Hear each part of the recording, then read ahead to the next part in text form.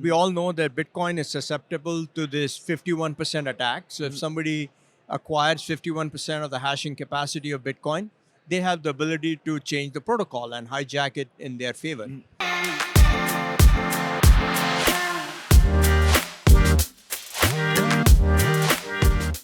Excellent. We have Rajiv here with Auradine and co-founder, CEO. We're here at the summit with Texas Blockchain Council. Thanks for stopping by. Thanks a lot for having me today. Absolutely. You had a great panel. You guys have recently had some announcements. Tell us a little bit about that. Yeah, so first of all, let me just introduce Auradine, the company that I am co-founder and CEO of. That's a much better way to start it out. Let everybody know what you guys do and how you got started with it. Yep. Yes, so we are a company that's 2 years old. We are based in Silicon Valley, California. We are focused on infrastructure level solutions, silicon systems and software for blockchain and the AI space. Within blockchain, we have hardware ASIC miners for Bitcoin that we offer. And these are the world's fastest and most efficient miners that are available today. And are they available for purchase right now? The products, we just announced the products. The products will be available for purchase in Q2 of 2024 with volume starting in the subsequent quarter. Nice. Is this going for everyone? Is it retail? Is it specifically for the major miners? Is it all across the board? Who are you targeting with the rollout of the product? Yeah, the Bitcoin mining industry has shifted away from the hobbyist miner at home doing the mining to large-scale miners. And even further, large-scale miners that have close relationships with energy providers. So we built a solution from the ground up that's for deployment in large-scale data centers. And then that works very well with the energy providers in terms of demand response, in terms of offering the best efficiency. Now, as you've started off Auradine, how has your mission evolved over time? Did you start off with creating the most efficient, ASICs, or did you just start off on the software side? How did you get started? Yeah, so 2 years ago, when we got started, me and the team that we have at the company has had a very strong record in the infrastructure space for the internet infrastructure at large. So we build chips and systems that run today's internet, that run the biggest cloud data centers, right? And you did that before you started Auradine? Before Auradine, right? Okay. And so as we started to look at what to do next, we said, let's look at blockchain. Let's look at where we can make an impact going forward. Blockchain was one of those areas and AI is another. So those are the two hottest areas going forward that we believe will have a huge impact. And when we said, okay, let's look at Bitcoin, there were two things that stood out, okay? One is, Bitcoin consumes energy and people have concerns about the energy Bitcoin consumes, right? And so we felt that Bitcoin actually could be a constructive and positive force in the energy ecosystem. And we wanted to provide tools to make that happen. So that was number one, okay? And then number two, we saw that Bitcoin's supposed to be a decentralized asset and decentralized protocol. Yep. Yet 100% or close to 100% of the ASIC supply comes from Chinese vendors. And that's really not a good thing for a decentralized protocol at all. What do you feel is the proper move for hardware? With if it's all in China, why is it important for it to be in the US as well? I mean, in theory, right, we all know that Bitcoin is susceptible to this 51% attack. So if somebody acquires 51% of the hashing capacity of Bitcoin, they have the ability to change the protocol and hijack it in their favor. We don't want that to happen. So in order to be sure that Bitcoin lives long and has the stability and security that people want, no country or no company should have that level of control on Bitcoin. So today, for example, if the Chinese government wanted to influence the Bitcoin suppliers and take control of Bitcoin, they have the ability to do that. And that's something that's not good for a decentralized protocol that the whole world is betting on. Do you see any current risks, anything that you see in the marketplace right now that you see as a risk to the infrastructure to the the centralization? Is there too much in any one particular area Yeah, I that think you there think is. that's There is certainly in China. There Mhm. is.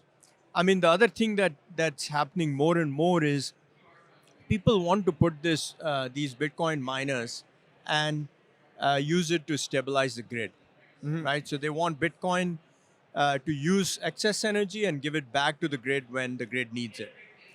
Now, as you know, this a similar thing happened in the telecommunications infrastructure, right? And the U.S. had serious concerns about products from companies like Huawei being plugged into the U.S. Mm. telecommunication infrastructure. Now we are entering an era where we are plugging these Bitcoin miners and connecting them to the electric grid and the energy grid of the United States, and we got to be careful. Right. We got to make sure that we nothing bad happens in that process. So making sure that the miners are properly aligned and that there's no ill No intent. security issues, no backdoors, nothing that can be used in any negative fashion. Yep. So now, you on your hardware, it's all U.S. based, right? You guys are building out. I know some of the publicly traded miners, they were interested in making sure that they had a U.S. And so you've recently announced some partnerships, or you have some partnerships with some major miners. Can you talk a little bit about why they invested with you guys, why they wanted to be partnered with you on this Yeah, on this mission? I think the reason they did it was one, I think the U.S. and North American miners want a U.S. based supplier. Mhm. That's number one. I think if you go back a few years ago, the world has gone through a bunch of shocks. Mhm. The pandemic supply chain shock was one big thing that happened. There was capacity related issues that happened, and so people were struggling to get supply, right? And so I think it's good hygiene and good practice for any company in this new world to have multiple sources of supply, Right. right? And so it's not just a US supplier, but having good, solid, world class technology available from multiple vendors. So it's really more a question of redundancy in the supply chain, so that you have, if something goes down, you do have another option.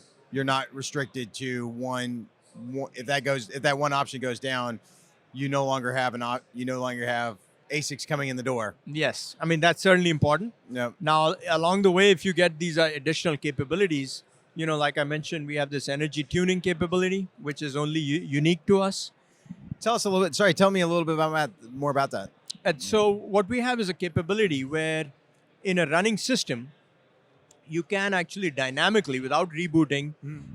increase or decrease the energy consumption and the terahash rates, um, without rebooting, right? And so what happens is if you have a data center of these miners running and the energy provider really wants to get back a significant amount of energy within seconds, we have the capability to do that without actually rebooting the systems, So right? you can do it. You can do your demand response is much quicker than some of the other industries that are out there that take a while to get shut down and get back up. You can Exactly. seconds later you can power it down, put it back up, depending upon whatever's needed at the moment. Exactly. And there's economic value to the miners in that.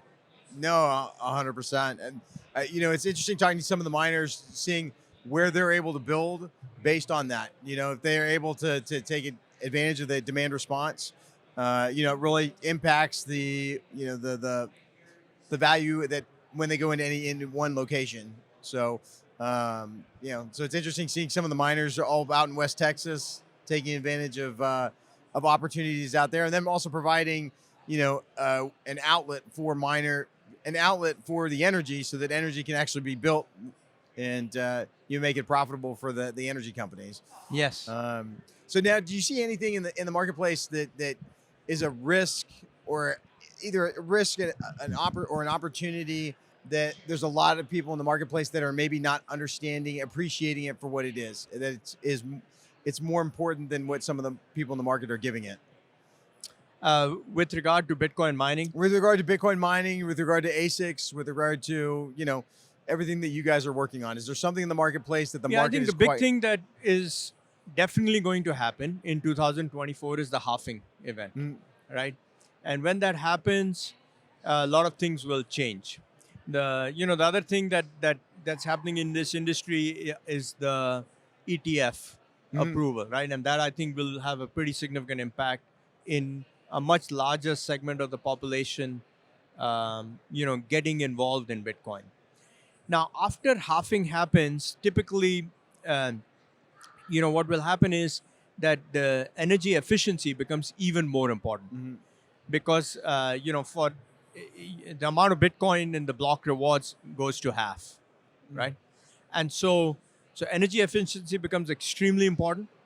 I think what is going to start happening in the next several years is this partnership with energy providers will become more important. I mean, already there are miners that make a meaningful amount of economics because of curtailing, right? Right. And I think you will see more and more of that. I think there will be more focus on renewable infrastructure, natural gas flaring, and those types of things. And I think there could be potentially some combinations where energy companies acquire miners or vice versa. So I think that's going to happen in the next 3 to 4 year window as well. So maybe acquiring some of the skill sets and some of the talent, some of the systems in place, so that they don't have to go build it themselves. They'll just acquire it, and then they'll scale it out based on their existing energy access to energy. Yes. Excellent. Yeah. Very cool. Was there anything that we haven't touched base on that you wanted to make sure that we touch base on? That members of the TBC, anybody here at the Blockchain Council, that they need to know about you and Auradine? Yeah. So I think what a couple of things I'd like to say. One is I want to re-emphasize the fact that we are an American company. We care about American security. We care about making sure that the most advanced technology is used in the U.S. and for U.S. national interests. So that's a very important aspect that we have, and we are partnering with folks such as TBC and folks in the Congress in that area as well. The second thing I want to say is, we have, some customers that have invested in us for a short window of time. We are also offering the opportunity for other customers that may want to invest in us, that option for the next couple of months. And so if there's interest in that, we are engaging with folks on that and providing special terms for that. Excellent. Okay, so you guys are in capital raise mode right now for expanding out your capabilities with your manufacturing capabilities. Yes, I mean we are obviously scaling the company, but our goal here is that we want to share. So if we become super successful, we want the miners, our customers, to share in that as well. What type of customers, what type of investors are typically attracted to investing with Auradine? Well, today, our current investors, we did a Series A round early last year. So we raised $80 million. Okay. So our major investors are leading Silicon Valley VCs, two of the top firms, Mayfield and Celesta. And then we also have Marathon Digital as an investor in the company as well. Okay. And so, going forward, our investors are both financial investors as well as prospective, miners that are looking to, build the U.S. Bitcoin ecosystem. Okay, so you get two times. So you get it actually sounds like you have three kinds. You have the VC, the Silicon Valley types. You have the investors that are looking on just more of your traditional. They're looking for a good return, and then you have your miners, which you're really looking for a collaboration on the client side.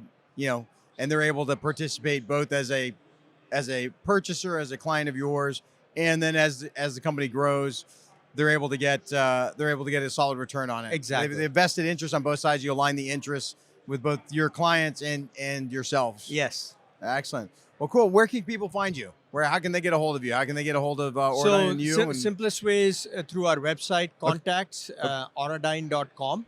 Okay. AURADINE.com. All right. That's the simplest way to get in touch with us. Excellent. All right. Well, sounds good. Well, thanks so much for stopping by today. We're excited to have you out here. Thank you very much. Excellent. All right. Hey guys, thanks for coming out to the 2023 North American Blockchain Summit. It was the best summit yet. We look forward to hosting you again next year. If you enjoyed the summit or like what you saw in this video, be sure to subscribe. If you're interested in learning more about membership in the TBC, go to texasblockchaincouncil.org to learn more.